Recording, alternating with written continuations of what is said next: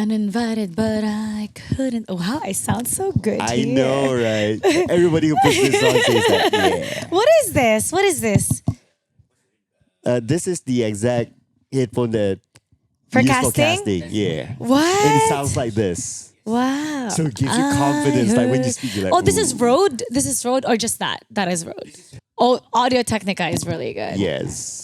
Yeah, you can even detect that. Wait, I'm going to take off my earring. All right. Because it hurts. All that.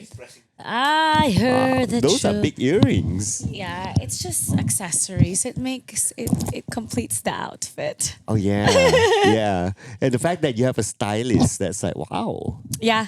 Yeah.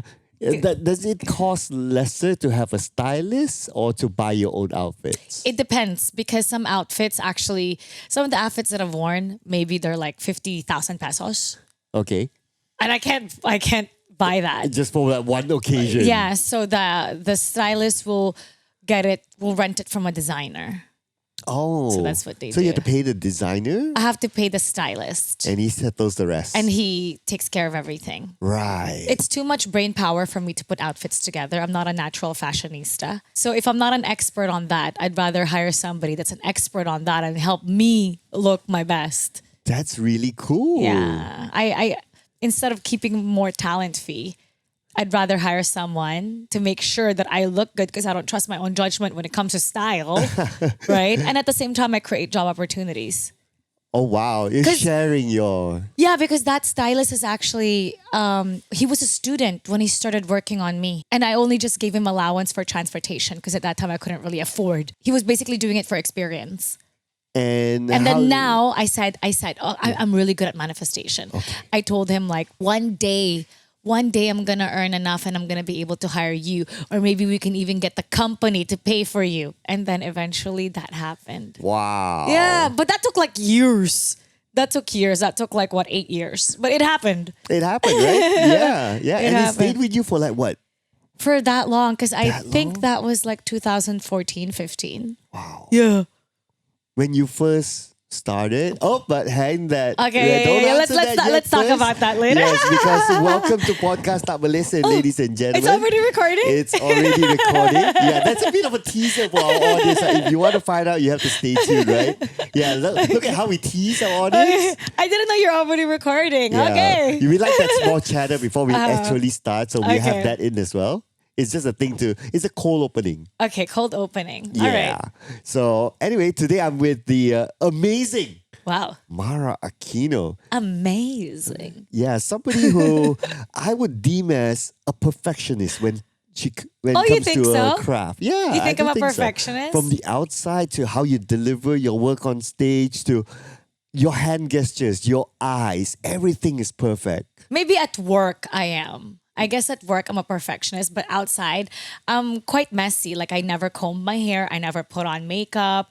I just I open my closet and whatever my hand touches first, that's what I'm gonna wear. Okay, this is where I'm going to ask Lynn, right? Lynn, you saw her like that very first day, right? Like she was like no makeup at all. Messy? What? In what sense? And there you go. Well, for that's rehearsal. So that's I'm. No, that I'm was still that night when you just came, remember? Yeah. Yeah, I came from the airport. I was actually trying to stay away because I was wearing a sweater that couldn't breathe. It was like plastic. It was new. It was my first time wearing it. And I was sweating so much inside and I'm thinking, oh my God, I hope I don't have BO.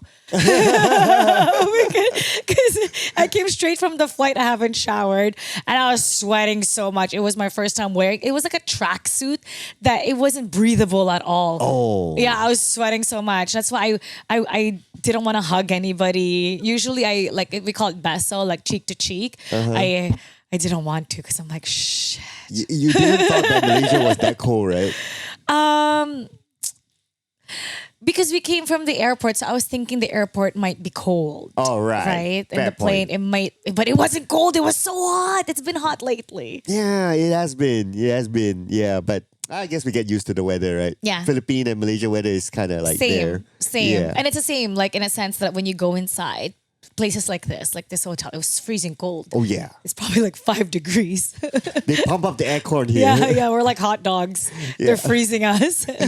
But anyway, Mara, well, today we're gonna have a chat about your background and your learnings along the way, right? So maybe we can start off with an origin story. Okay, right? the origin just story. to clarify with all our audience, right? Most of our guests here have IGNs. Yeah. But Mara Aquino is not an IGN, right? Yeah, I didn't. Well, in the game, I put Hyper Mara. Okay. But then when for work, because I started first not as an esports personality. I started in sports. I started in hosting, and with that, you normally use your real name. So when I came in here, I didn't want to change my branding. I wanted it to be that regardless when I'm hosting on stage for corporate gigs or I'm doing reporting work or broadcasting work or on radio or whatever, I use the same name throughout. So that way, there's no confusion. Yeah. Right. Yeah. And it's great, right? It's better than say, hi, I'm Hyper Mara. Yeah. Yeah, right? Hi, I'm Mara Aquino. Yeah, that So sounds there's a lot better. branding, same all throughout, no confusion. Yeah. But who was Mara as a child? As a child? Yeah. Oh my goodness. Where was Mara as a child? Well, I grew up in Toronto, Canada. So I went there for elementary school, high school, college. I work there. My background is totally different. So when I went to college, I did something, people think I did broadcasting. I went to school for broadcasting or communication, not at all. I did fitness. I didn't like school because I couldn't, like, I love chemistry and everything, but I couldn't sit still in class. I felt like for somebody like me, school was not designed for somebody who, maybe I have undiagnosed ADD. I just can't sit. I need to do something where I'm listening and doing activity at the same time. That's why I thrived in things like chemistry, because you're doing some biology. You're always doing something and you're solving, but having to listen, I could not. So I found a course that required that we're testing things. We're doing things with our hands, communicating. So I did that. And this whole broadcasting was a total accident. Somebody just met me and said that I should audition for this job. And I did. It was one of those, because I like talking. When I was younger, I was a waitress. So that's how I learned basically to talk to anybody and put me in front of someone, I can talk to them. Doesn't matter who they are, if they're a president of a company or if they are like a tricycle driver or all sorts of walks of life.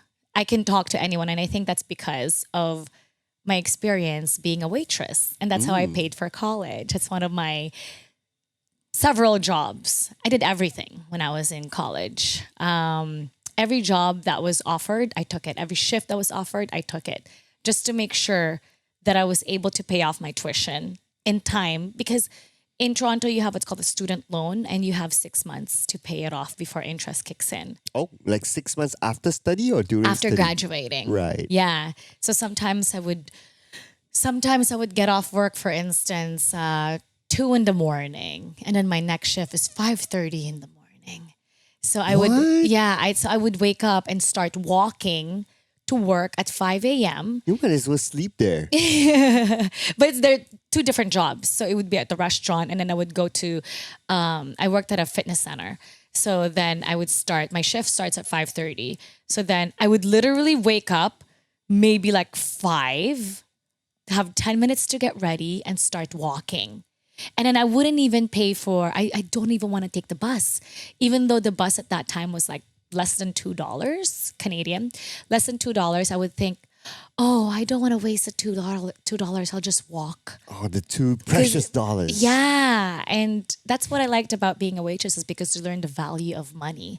Every single tip, every single dollar mattered. And I would put it in envelopes and I would write it down. I guess I've been detailed since I was young. I would write down, for example, bus fare, ticket, take brothers to the movies, several envelopes.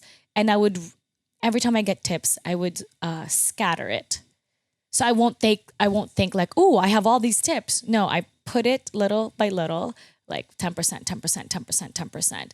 And it won't make me feel like I made too much And it makes me want to work harder because once you distribute, you realize, oh, I don't have that much. I need to take more shifts. So I guess I've been a workaholic since I was able to work. But you work that much. When do you study? When do you go to college? When? Yeah, when do you go to college? Because Yeah. Or was all that work after college? Yeah, it was even during college. I was working. Right. Okay. I was working, and one of my biggest regrets actually was I had to quit something. So I was working. I was in college, and I used to take martial arts. Wow. And What martial arts? at that time, it's called sikaran. It's like a Filipino type of taekwondo. Okay. I took karate and sikaran. I used to kick really high. I used to break boards and everything. I was good when I was young. I remember when I first started, I was the only girl and I was the lowest belt, and then everyone else was brown belt or black belt.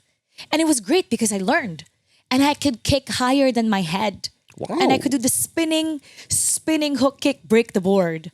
I was so proud of it. Like even my sensei before, he would get the kicking bag, and it felt really good when they have to step back because of how strong the kick was. I used to kick really strong, but then I had to quit. One, because I was so busy, I had to quit something. So it's one of my biggest regrets, quitting martial arts, because eventually, when I started watching anime and watching Ip Man, I wanted to be a ninja. But I retook it again. I started learning weapons. And anyway, yeah, so I took quit martial arts. That, and I got into a car accident a long time ago. I got run over by a car. I have a titanium plate here. Oh. It's like the size of the cover for the cans and the bottle. Oh, okay. So I have it like right here. So there's a hole. I hit my head. The wheels went over my back and everything. And like I actually lost a bit of memory. Like I couldn't remember my brother's names. And I was in a wheelchair for probably at least a week. And I had a cane for about a month. And anyway, that's a long time ago. I've recovered. Yay, thank you, angels. Yeah, That's I believe in. I believe in angels. I can't tell. Yeah. Basically, what they did was they opened it up. So I used to have stretch marks at the side. So the scar tissue is inside. So they open it, they flip it, and then they slice it in. And then it's on what's called the medial orbital wall. There was a nerve stuck actually I had a hole and there was a nerve stuck there. So I have to turn my entire head.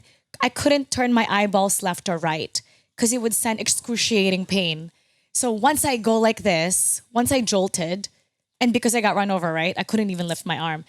It would send shooting pains everywhere because even small movements really hurt.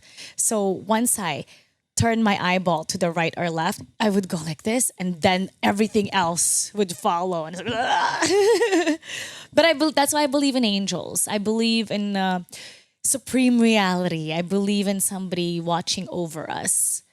Because at that time, I heard it sounds. So at that time, I heard somebody yell at me, but it had no voice. Basically, I had to let go. I was in the hood of the car. It was a prank that was played on me. And I heard a yell, let go, but it wasn't a voice. But the message was so powerful. It was like somebody kicked me. Like I knew the message, but it didn't go through my ear. But I heard it. Right. Weird. It's weird. And then when I let go at the perfect time because it was a SUV Jeep and it went tug, tug. So if I didn't let go, the moment it told me to let go, maybe something else would have happened. So all the equations came together that how many tons was the weight of that SUV. But I didn't. I only broke this bone. It went over my back. I didn't break my spine. I wasn't permanently disabled. My eyes didn't it didn't burst or anything. I lost my memory for a bit. Like I couldn't remember my brother's name. I couldn't remember why I was holding the cup or the plate. Eventually, like things came back, but the photographic memory that I had before it wasn't the same anymore. But, I had another opportunity to continue. So that's why I really believe in angels. Wow, that is an amazing story there. I'm curious, what did you study in college? I took fitness and lifestyle management. Yeah, it's something totally different. Yeah. Totally different. Because I feel like when you're that young, you don't really, you're too young to know what you want to do forever.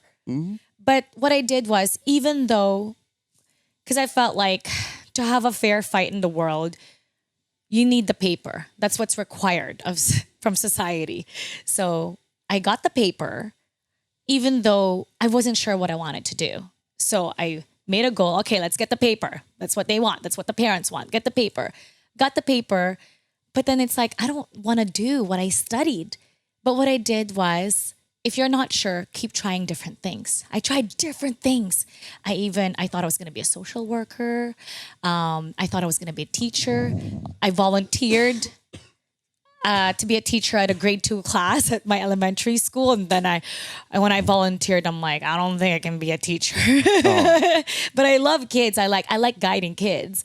But like having to deal with so many kids, it was grade 2. They were all in grade 2. I'm like, okay, I don't think I can do this. I even volunteered at a senior's home because I thought I wanted to work with seniors. But that didn't push through either. I thought I wanted to be a social worker. I just kept trying things. I even worked at a financial institution selling mutual funds. I worked at the hospital. I was a knee brace specialist working with injured patients, specializing in knees. So I worked with like an orthopedic surgeon and a physiotherapist. I tried everything and I wanted to see how far I could go. And every couple of years, like I would switch, try this, try that, until eventually I found broadcasting. And ta-da! How did you find broadcasting? It was from that one time when I first got to the Philippines. So this was like 2000, like 14 years ago, 2010. Oh my, it's gonna be 16 years. I was modeling, and even that was like by accident. Somebody said, "Hey, you should do this," and then one of the agents said, like, "Oh, you have a gift of gab. Audition." I auditioned, and then from there, I landed a job on TV. I became a reporter for the NCAA, Collegiate for Sports.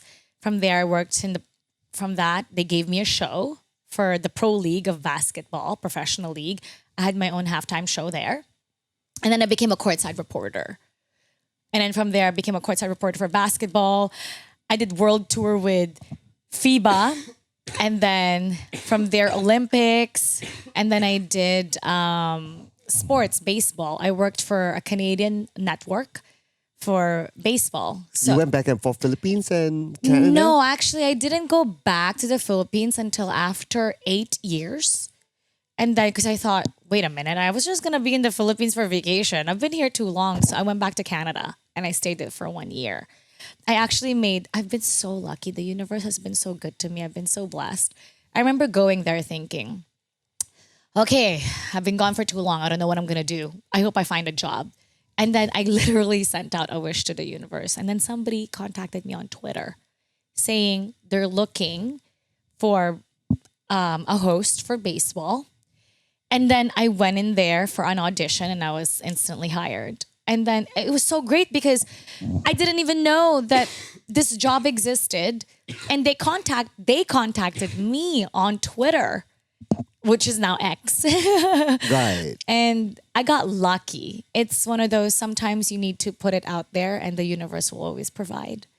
Was the social media active that time that people could see your work and people contact you? Social media wasn't that big then. Imagine it was like, Twitter was bigger then. It wasn't, but social media now is big. But back then, not so much. It was just starting out. But you still had content out there that you're working on. No, reporting on I that. wasn't even putting out content. And Twitter was more like putting out your thoughts. Right. Putting out your thoughts out there. And I guess because of the profile. That's why I was so big on like, hey, let's change your bio. Right? Okay. Because they found me because of my bio, I guess. But they didn't know your work yet. I guess they did. Maybe I posted like a little bit. I had forgotten. It was so long ago. I had forgotten, but yeah, I guess I posted some, and then my photo there was the game show Moneyball. Oh yeah, it's called Moneyball. I would give quizzes during halftime, and Right. yeah, I would ask like who scored the first 3 points, and then people would answer.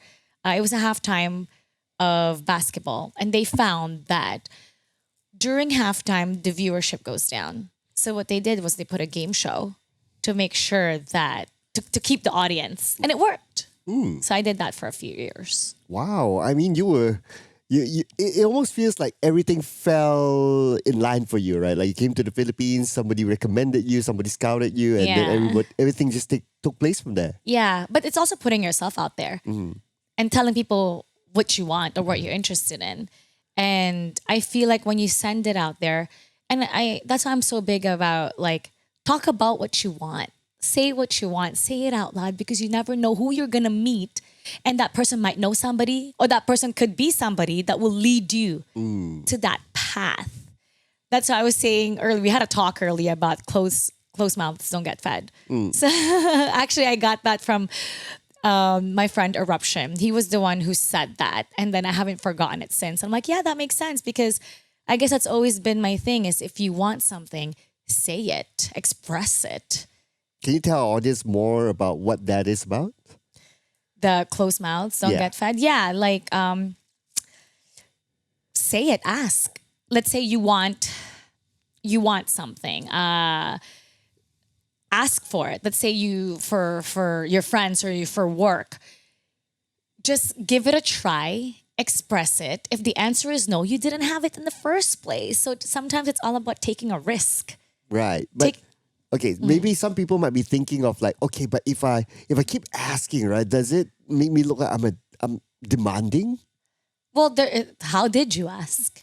What was the timing that you asked? What's the situation? So everything is about context. Like for example, if you want another, let's say it's at work, and you don't like the food, you want rice. Actually, that happened here because they had like really spicy noodles. What am I gonna do if I don't like the noodles? It's so spicy. It actually is so spicy it hurt my stomach. Either I force myself to eat it, or get hungry because I can't eat the meal, or you can ask a talent manager, can I just get rice? Because I can't eat the noodles. And then the talent manager will go, here, hold on, let me see what I can do about it. And then eventually the answer was, yes, they got me rice. But if I didn't speak up, then I'd be hungry all day. If they said there's no rice available, that's okay. There was no rice available in the first place. But you never know. It might be possible. So just put it out there and then see if it comes back. If it's a no, then it's a no. At least you tried. It's I guess from what I hear from you, it is how it is presented, right? Yeah. This message, right? I'm not going to be like, I don't like this. Give me rice. Wow. That's demanding. But That's what Devil's Wear Prada. but if you I go, don't want this. I want rice. but I would never do that. Of course, there's always a way to get what you want and not be demanding, not be such a diva about it, right? There's always a diplomatic way. There's always the right way. You just have to find the right way. Whether it's your tone of voice, your delivery, there's always the right approach. Wow. Okay. And I can sense that you're a master of that because of the way the tone that you use. It's just so, I don't know how to say it, right? It's so, how do you The the aura? Yeah. Right? Yeah, there's this form of aura that you bring that's like, you're so likable. And I think it's also because like it's human nature to want to provide, to want to say yes. And because some people they feel bad if they say no. They don't want to be mean, they don't want to be rude. Like it's a natural thing to want to give something. I think so.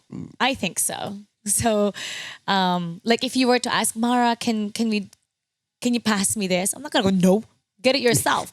Like I would pass you that because I want to be able to be of service. Well, most people at least, right? Most people. Yeah, I have a feeling this mindset also comes from the fact that you worked in the service line before. Yes. So that's why you're always very happy to like you help someone out with something, they say thank you, and it's good. I also credit that. I remember I had a teacher. It was in grade 9, English teacher. Oh gosh, I forgot his name. Anyway, he said, to be successful in life, you find out what's needed, you find out what people want, and you give it to them. That's why inventions were made. So, because people need something, if you provide it, then you will be successful in that sense. You always provide. So that's how I always approach even at work. Like for instance, like right now we're with Honor of Kings. Yeah. So what does Honor of Kings need? They hired me as a host. But am I just going to be a host? No, I want to be valuable to them. How do I become valuable to them? What do they need? Okay, Honor of Kings is new. So they want content to be put out there. They want people to be able to market them. They want people to influence other people to join, to play, to make it known because they're new. So that's exactly what I do. So out of my own money, I get a videographer and an editor.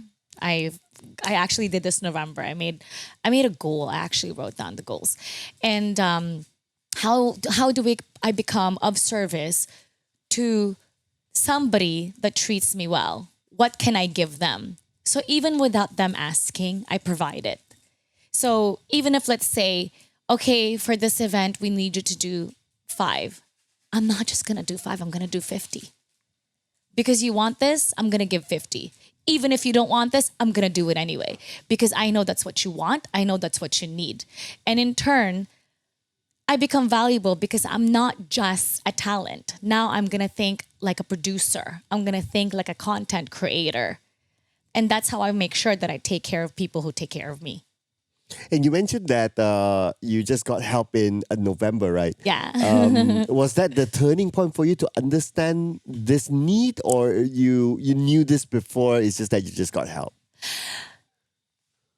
It was okay because I'm aware that social media, I didn't really get to work on it before. It was never a focus, and I feel like I was late in the social media game. Oh, really? Because during the pandemic, I would just post whenever I want. Sometimes I won't even post for 3 weeks. There were times I wouldn't post for a month, and our job, I used to deny like, well, I don't want to do social media so much. I don't want to get stuck there, but you can't deny that's the trend right now. And that's what's needed. And then the turning point was when it was China. They sent me to watch the KPL. Oh my God, it was so good. The finals, The right? grand finals of KPL, The one basically that they broke the record. Oh yes. Audience thingy. I got goosebumps. Like I got goosebumps. I literally, and I had these, okay, I was watching and the music, the lights, the stage, it was so grand. The LED was probably like 20 floors. And then you can see the players are like this small and there's like a huge LED screen behind them with their hero. The player reveal was so massive, enormous. Everything about that scene was so powerful. You could feel the crowd, feel everything. I was feeling electricity at the pit of my stomach. And I'm thinking like, I don't know what's happening to me. And I felt like crying. I felt like crying from this overwhelming emotion about how grand and powerful the whole stadium was. I felt it. And then I even turned to my friend from the Philippines because they sent a few of us. And I said, I don't know what I'm feeling. I feel like I'm going to cry. And I made a promise to myself that I'm going to do everything to make sure that I get to experience this again. And I was so thankful that they sent me there for the grand finals that I said, I'm going to do everything. I'm going to do everything to make Honor of Kings grow. Just that emotion, that thing that I was feeling. Anyway, so I contacted Chriselle, you've met her. I love her. I love her so much. I don't know what I'd do without her. And I said, okay. And I wrote down my goals actually for 2026. And this happened 2025.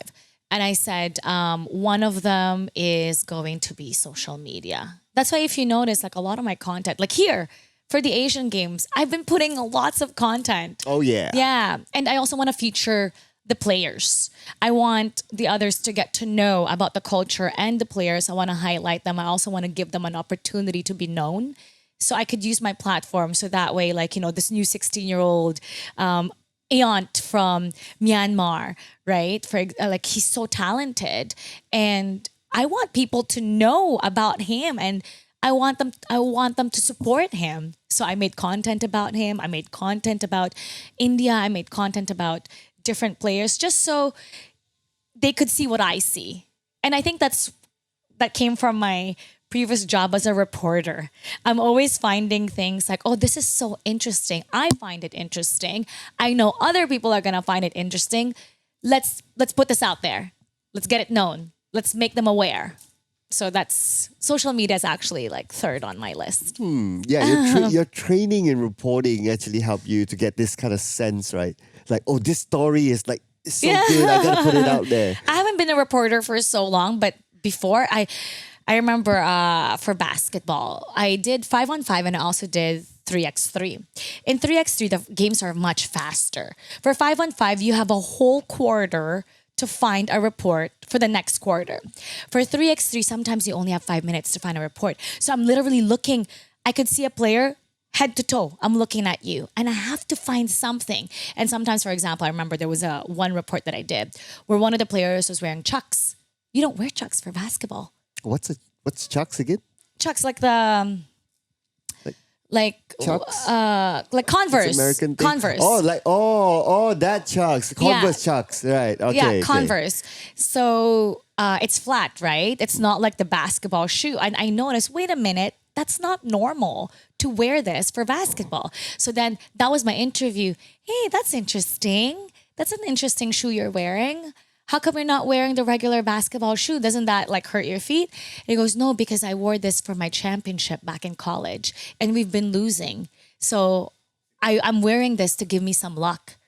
Oh. I had forgotten if they actually won that game, but simple thing as that. And that's a great courtside report. Like, for example, we know if you take a look at Andrew's shoes, you will notice that he's not wearing a regular basketball shoes. In fact, he's wearing Converse, something we don't normally see. And according to him, this is the same shoe that he wore during the championship back in college. And he's hoping to have the same luck that he's had then to now. Let's see if it works. Back to you. So something like that, for example. So head to toe, you look and you have to be a quick thinker. And sometimes we only have, let's say, less than 5 minutes. So I interviewed you. I have to come back in 5 minutes. So whatever you say, I have to be able to translate it on screen. So I need to make sure that the time that I'm talking to you, I'm not wasting it. I absorb the essence of what you're saying and be able to retell that story. And sometimes you don't have time to write it down. It's running in your head. And then you go on cam and then you deliver. So that was really great training. And I think I did, I started 2012 and then I did that for that league until 2018. And then I continued again from 2000 till maybe like when? I still, but it was years. So it was like a decade. But you sound like you had a good, successful career in sports. How did esports came along? Because of pandemic. Tell us more. So there were lockdowns. So I remember I switched from 5-on-5 and I went to 3x3. And the reason with that was that it was new. And there's something about something being new and you being a part of it, seeing it grow. That's so exciting. I didn't always go for the guaranteed. Sometimes I went for the gut feel and seeing the potential of something. And actually it was good that I switched because it allowed me to do a world tour with FIBA. And eventually I was able to do the Olympics because of 3x3. Wait, you did the Olympics? Yes. It was like Olympics? 2020 Olympics, but it was moved to 2021 in Japan. It was in Tokyo, Japan. So that's one of the things that I did. So you did courtside reporting at the Olympics. I was supposed to host for the Olympics. You're supposed to what? But then what ended up happening was, okay, there was supposed to be, during the pandemic, right? 2020, they paused it and then it was actually 2021. And then during that time, we were allowed to have social distancing. So there was supposed to be a crowd, but just a little bit. They had a limit. And then they had like, what do you call it? State of something. I forgot. People were not allowed to come anymore. They canceled the audience. Okay. Yeah. So how was I supposed, I didn't really get to have the whole Olympics feel where the stadium was so full. It was supposed to be social distancing to no audience at all. So it was just like some family. And so we mainly did TV stuff. Right. And so it wasn't the hosting that I envisioned. But they did send me there also for Utsunomiya where, that's one of the best experience that I had. It was in Japan. And my job was to get to pump the crowd. I was pumping up the crowd. And they didn't speak English and I didn't speak Japanese. And it felt so good that through communication, through like visual presentation, I was able to get, I was doing it per section. And I got them to successfully chant and cheer. FIBA 3x3, FIBA 3x3. And it felt so good that it's like this entire stadium, I get them to chant. And it's a totally different culture. Yeah, different language. And that was something I was so proud of, was getting everybody to chant what I want them to chant. I'm sitting with an Olympics host. But eventually, you never know. Honor of Kings might enter the Olympics and you might be part of it. Well, right? Send it out there. Yeah. Manifest. Manifest, right? Man. Okay, that part I totally didn't know. Okay, but I'm so happy, right? Oh, wow, I'm sitting with an Olympics host. Yeah, okay. But I would love to be able to do it again, but this time with a full crowd. Also, the question was, how did I switch to esports? Yeah. So during that time, we were doing bubble. It's called the bubble, where it was for 3x3.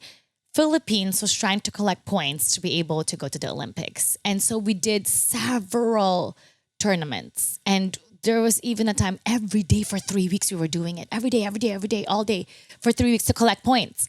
And then they put us in a bubble because it had to be for pandemic, right? Yeah, can't move. Yeah, so everybody was there. And then after that was done, we took a break. And then I saw one of my friends, his name is Rockhart. Rockhart was casting. I didn't know what esports was. Didn't know, no idea. And then I saw Rockhart and I noticed certain things. Like for example, his hair was a little messy. He kept moving from side to side. And so I was messaging him and I was giving him broadcasting tips on how to present himself. And I was saying, you should always fix your hair. Don't move so much. And I remember it was Wolf sitting beside him. And I know that he was shaking. He was moving his knees up and down. Right. Because his shoulder was moving. And then I told him, tell your friend to keep his feet flat on the ground. Because when he's moving and his shoulder is moving, he looks agitated. And it's uncomfortable for an audience to see somebody going like this. Just so... It's all about presentation. Anyway, so I was giving him tips. And then at that time, I didn't know that they were looking for a host. And then they suggested me and I ended up switching from sports to esports. And it all started because I had the desire to help somebody. I had a knowledge for broadcasting presentation and I was just giving tips. Because I didn't want, sometimes when you get overprotective of your friend and you don't want anybody to ever say anything bad about them for something that they can easily control, which is combing the hair or standing straight and not moving, swaying side to side. Like I wanted him to look, as perfect as possible. So I was sending him tips and then it started from there. And then eventually, I'm here in Honor of Kings. Wow. But when you moved to esports, right, were you familiar with games that time? Like, were you comfortable with the jargons and stuff like that? Oh, for MOBA at that time, it was during pandemic that I started learning mobile MOBA. Right. Like everyone, right? And I started making, pandemic really changed everything. I met people online that became my best friends. I still talk to them to now. But originally, I like my favorite game. Actually, I'm so excited because they just came out, Zelda Ocarina of Time. Oh, Is it Zelda guy? Link's a Zelda guy. Ocarina of Time. I finished that twice. I finished it twice. I got all the sulcatas. The water temple. Everybody had a hard time in water temple. People were calling me to find out how to beat the water temple. But at that time, was it Google that time? Okay. But that time, like the internet wasn't really, yeah. So oh my gosh. So I was that type of player. I liked playing 007, Resident Evil. So it was my first time playing mobile MOBA. Right. Yeah, I like games before where you have to and it was different before. Because before you can't save. Like now there's a lot of saving points. But before, like, you have to finish it. Like it takes a while before you get to save, and you have to memorize. You have to memorize so many things. So I guess I kind of like it the way it was before. It was more challenging. But in terms of mobile MOBA, it was during the pandemic. But you know what? Even now, I can't cast, and I'm not gonna pretend to be a caster. Like, you guys are so talented. It's so hard to do what you guys do. Because I was so used to, like, in sports where you look at the person that's holding the ball. Whether it's basketball, you look at the person dribbling the ball. Volleyball, you look at where the ball is going. It's just one. But then with mobile MOBA, it's like whoosh, five players, 10. And then you guys could see like, oh, you changed this item to this. I can't catch that. I'm not able to catch that. So I feel like you guys are so smart. Your brain is just working so fast that you notice every single detail. I usually just like, I look at the stats. That's how I know. That's like the summary, right? Yeah, that's how I know how well a team or a player is doing. But you guys actually see things like, yeah, this person got the kills, the score, whatever. But it's actually this person that helped this player get those stats. So for you, it's not just the one with the most kills. You credit the support, and for you, that's the MVP. But for me, I feel like, oh, it's whoever gets the highest number. So like you see things differently than I do. So I feel like you guys have the hard job. Man. Yeah, that's why sometimes after cast I'll be like, okay, I don't want to process all this information anymore. I've been processing it like on the fly, right? For hours, right? You guys are smart. Very smart. Yeah, I think, well, honestly speaking, I think doing broadcasting work in general, everybody has to be smart. Everybody has to be on the fly. Everybody has to be ready for any situation, right? Especially hosting, because at least for casting, I have a co-caster that I can, I don't know this. Okay, somebody's going to say something smart and I'll be like, yeah, you're right. But as a host on stage, it's just you and you. So your challenge is different. I feel like I do corporate hosting for events. That's very challenging because now you have a script like 10 pages and you have a crowd and you have to stick to brand, and then like you can't always read, and then you're hosting, let's say for you're on the stage talking, let's say for a full hour straight. But I really like hosting. I'm so glad that the universe led me to a path where I get to enjoy my talent, because who would have known that talking is a talent? Right? Who would have known? I had no idea that communication could be a talent. And that's the world that we live in right now, is that it's a collection of skills. Whatever your skill is, even though, like, for example, my mom didn't want me to do what I'm doing. She wanted me to work a full-time job, like a 9 to 5, something guaranteed. She wants me to work for the government, like a government type, because usually it's a secure job when you do a government job or a corporate job. And that's what's expected before. But now, the world that we live in right now, it's whatever talent that you have, as long as you stick to it and you're really good at it, you will be something. You can make money out of it as long as you do it the smart way, right? And you cultivate. So who would have known that hosting, talking, holding a mic, being in front and just explaining things could give you a career and give you the life that you want? But have you always been this move in talking and just thinking on the fly? Was well, my aunts would tell me that when I was younger, I was a performer. Like they tell me, go sing, go dance. So I guess I was like a monkey. Okay, okay. You just do anything they say. Yeah, and I talked a lot when I was young, so that helped. But during the pandemic, I didn't talk a lot at all because I was doing quarantine by myself. It came to a point that I was talking to my dog. I was telling you this. I was talking to my dog just to prove to myself that I still exist because I wasn't hearing any voice for however long the pandemic was. And I shut down at that time. I didn't talk to anybody because every time I'm going through something, I usually I don't tell people. So I wasn't hearing any voice and I was too sad to turn on the TV. It was like just quietness. And I'm thinking, is this reality? And then I started talking to my dog just to hear the voice and feel like, okay, I do exist because if I hear the voice, then it means I exist. It was like such a crisis during the quarantine. My gosh, that was difficult. And that's how I started getting into MOBA. I turned on, somebody said, let's play this. It was a MOBA game.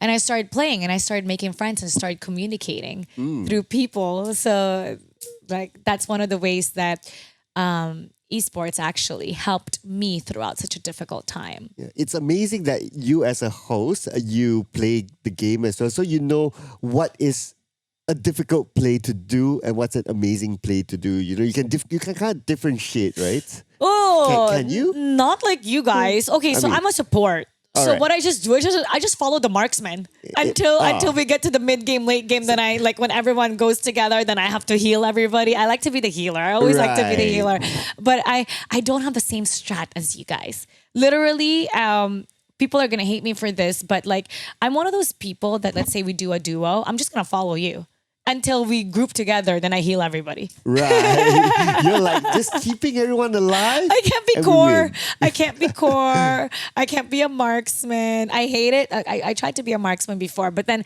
when I don't get the kills, it's like, oh my God, they're going to get mad at me. You get stressed out. So I like to be support. Right. Well, I want to deep dive a little bit more about communicating with you, right? So it takes more than just like, oh, as a kid, like if anyone tells you to dance, you dance. Anyone tells you to sing, you sing. You like to talk. Now that you're doing this professionally, right? It's all, there's so many elements to it. Whether the audience realizes it or not, it depends, right? Like the intonation, when do you pause? What sort of range do you use for what situation and all that? How do you train yourself to do this? Because you're such a perfectionist when it comes to it. Like even your gestures, your eyes, where do you look? The everything. gestures. Okay, the gestures, I guess that just came naturally. But if you notice, sometimes I go, okay, there's a certain peg, which is like a certain character that before I go on stage, I always think, who am I? What do I want to be? You know, Lord of the Rings, Galadriel, Which character was that again? She's like the elf. She's like the powerful Galadriel. Is it? I don't remember. Okay. Okay. Or sometimes when a movie and they're narrating. Okay. And sometimes when I watch something, it's like I love the way she talks. So sometimes I try to embody that when I'm on stage. So I would deliver like before a team can rise, others must fall. And I would get that tone from a movie, like somebody powerful saying that. Like it's in your head, like. And I would try to copy it. So I would try to copy the way I think this powerful being would say it. So I would deliver it like that. Before a team can rise, others must fall. The path to the throne is carved with sacrifice, and today, that price must be paid. So you say it with power as if you're narrating a story.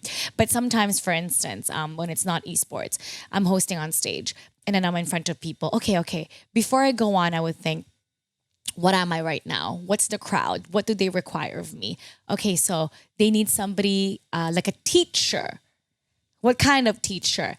An elementary school teacher, because I need to explain something.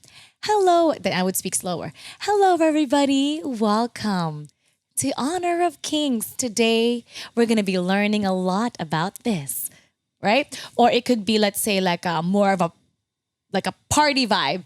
What's up, everybody? Welcome. All right. Or is it a game? Is it so you should not host the same way. You should, okay, what is the theme?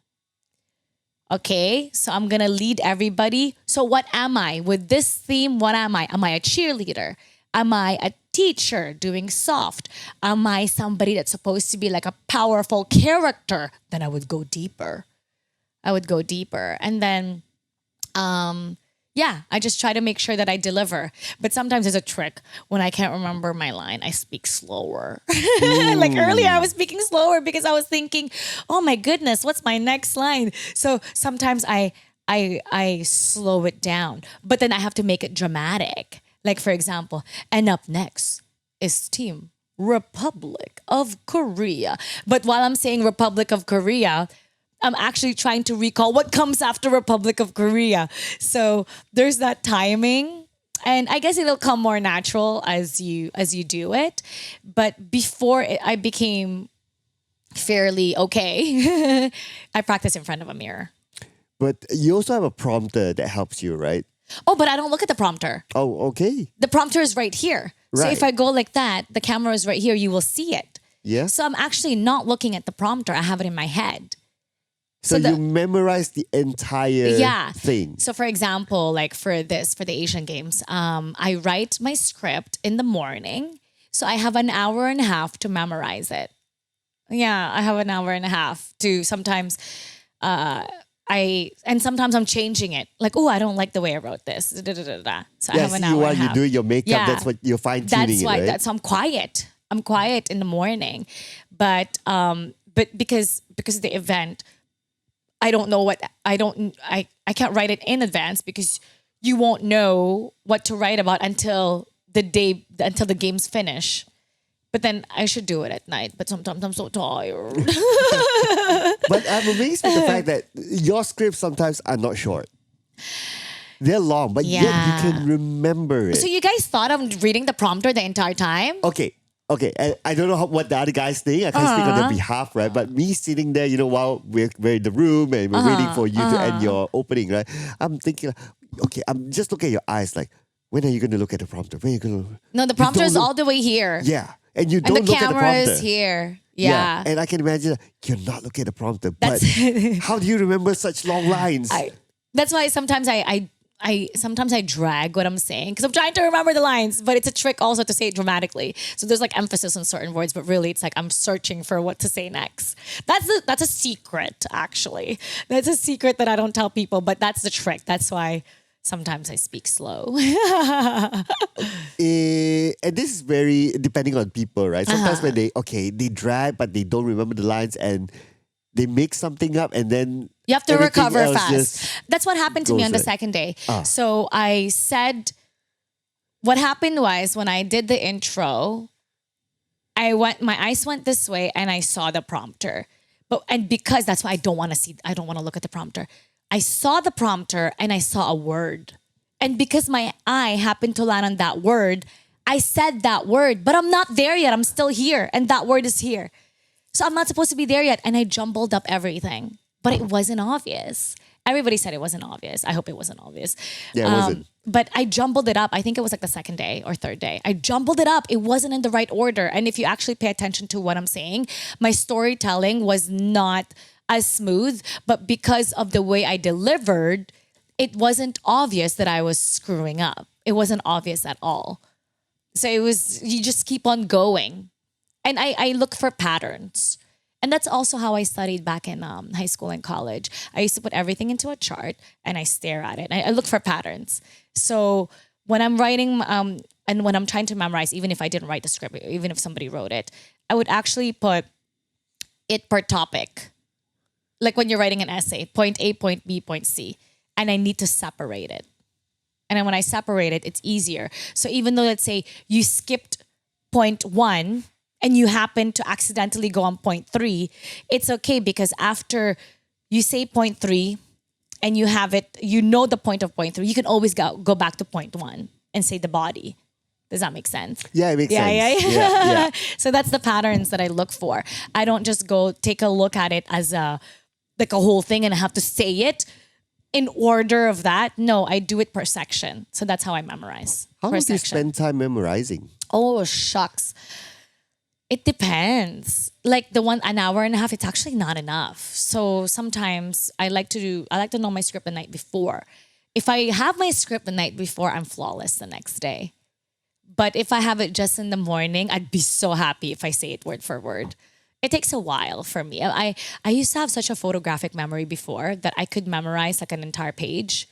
You just give me 30 minutes, I can memorize it. But because I hit my head, it's not the same anymore. So I'm trying to like reconnect my neurons and like have it fire again. Hopefully, I just want to wake up in the morning and have a photographic memory again. But it's still impressive though, the fact that you could memorize all that. And some of them were difficult ones. Like I felt like today as we were recording this, today is day 7. Today's day 7. Yeah, day 7's intro for you. So It was specific. yeah, in our caster room, right? So we have a prompter as well. So we get to see your lines and you on the other screen, right? And as you were talking, it's like, okay, it doesn't match, but that's not the point, right? It's not word for word. Yeah, it's not yeah. word for word, but that's okay, right? Because the main points are still there. But it's like a whole full screen of text. Yeah. How did you flawlessly like just So do that? for today, it was a bit harder in a sense Okay. that I had to remember this country to this country, this Yes. region to this region. I want to add that to the context for our audience as well, right? There were a lot more details of Yes. the tournament inside. Yeah. Yeah. So it was more like Uzbekistan versus Mongolia. Uzbekistan comes in here and it's a must win. Like it's a must win and they hope to get the top 2 spot. What was my line? And in Group B, Myanmar enters the day being the only team that hasn't lost a single match but standing in their way is Kyrgyzstan, hoping to strengthen their grip on the standings. So it was very specific because now you have 10 teams that I have to say, and I have to make sure I don't mix them up. This Yeah. team, this team versus this team, this team versus this team, this team versus this team, this versus that, this versus that. And in all those, there's storytelling. There's a story in every single one. So then what I would do is so I know there's 5. I would write it 1, 2, 3, 4, 5. Then I would memorize first who's facing each other before I formulate a story for each one. So you have to understand the context for each. And then sometimes I find a pattern. For example, first it's Uzbekistan, Mongolia. So it's UM. Next, we'll start with an M, Myanmar and Kyrgyzstan. Like, so I would have I have to find a pattern. So I could memorize it and have to know the story. And actually earlier was a bit dangerous because imagine if I mix it up. That's it. That's it. Yeah, the entire thing is gone. So what I did during moments like that, I speak slower. So in the beginning I was speaking fast and then I started slowing it down. And it's also for my brain to catch up to what the lines are. So you learn to find patterns and you learn to trust yourself. And then you pump yourself also. Like when you probably won't notice, but before I go on stage, I talk to myself. I pump myself. I realized that while makeup was happening, you were reading the lines. Is that talking to yourself or? Yeah, that's me You reciting disappears. it. That's me Okay. reciting. But before I go, so you know how they play the opening video, right? While there's an opening video, I have a moment to myself. So let's say, okay, I have 30 more seconds. And I'm literally telling myself, I am going to be so amazing. I'm so amazing. I'm so good. Wow, wow, wow. They're going to be impressed. Oh my gosh, I'm great. So that's not so much being narcissistic, but I need to tell myself that so I don't shake. Because it doesn't matter how long you've been doing it. If, for example, those you're also nervous not to screw up. You also, because everyone around the world is watching and you have your bosses watching and all eyes are on you, that if you screw up, it's so obvious. So then I pump myself up. psychologically, I tell myself, you got this. Who else is gonna cheer you on? Who else is gonna pump you up in that moment, right? So you are the most important cheerleader that you're gonna have. So before I go and I do anything, I literally tell myself, wow, you're so great. So that way, because nervousness and excitement, they're in the same wavelength. It's actually the same feeling. It's just the way you're interpreting it. It's still butterflies in your stomach. When you're nervous, butterflies in your stomach. When you're excited, it's also butterflies in your stomach. So I don't want my brain to interpret this butterfly in my stomach as me being nervous. Because if I know I'm nervous, then I'm triggering fear. And then I'm gonna get in the way of myself. It's gonna be me stopping me from delivering the best I can. But if I go, I'm excited. Oh my gosh, I can't wait to get on the stage because you're gonna be really good. It's gonna be amazing. It's gonna be great. Wow, what energy. Then you're hyping yourself up to a point that I can't wait to deliver my line. I'm so happy because I know I'm gonna be good. So I have to pump myself up. And you owe it to yourself to be your own cheerleader. So sometimes you see me there and I'm smiling and I'm going like this. It's because you're manifesting yourself. Yeah, and I'm trying to enjoy the moment. I want to enjoy the moment to prevent myself from having fear eat me up. So that's one of those tricks that I do. And I will never say before I get on stage, I am nervous. No, why would I put that in my head? If I'm feeling nervous, I will say, oh my God, I'm so excited. So that's how I pump myself. Yeah. Right. That's why when somebody says, one of the casters would say like, I'm so, no, you're not. No, you're not. You're excited. Oh my gosh, you're excited. Look, you're about to get on and you wanted to do this. And so that's so exciting. I stop them right away. And I literally say that. Oh my God, aren't you excited? You've been waiting for this. This is going to be so good. You're going to be so good. So I do that to pump them up. I feel good listening to that. Yeah. Because it's so common, right? When we work with some friends on the broadcast and some of them will go like, oh, it's a big show. I'm nervous and all this, right? But yeah, when you turn that nervous into excitement, it feels different. And visualize. Visualization is so important. And, athletes actually do this. And there's a lot of studies that they even say that when you imagine something, it's as if you're already doing it. So athletes do this all the time. They visualize and they do a recall. For instance, they visualize in their head a certain move. They're doing like whatever it is. They're visualizing it in their head and it actually increases their success of doing it physically. So there's mental rehearsal. So if athletes do it and it's been proven to work, then why can't we do the same exact thing before we go on stage, before we go on an interview, before we audition at something, before we do our job for the first time? So it's mental rehearsal. You're playing it in your head before it happens. You can see it before it even happens. And that's part of manifesting. Because that's why rehearsal for me is so big. I love doing rehearsal. And I think I said this to Adam also. When he was nervous, I said, before you do anything, let's say casting, and it's the first time you're going to be on the stage, before the crowd gets there, go to your seat, sit down and observe everything and smile. Smile because you want to be in that mood of like being in a good mood, right? You look at everything with the lights there, with the chairs there, with the cameras there, with the setup there, and be familiar with the temperature, the air, the smell, and the environment. Own this environment first.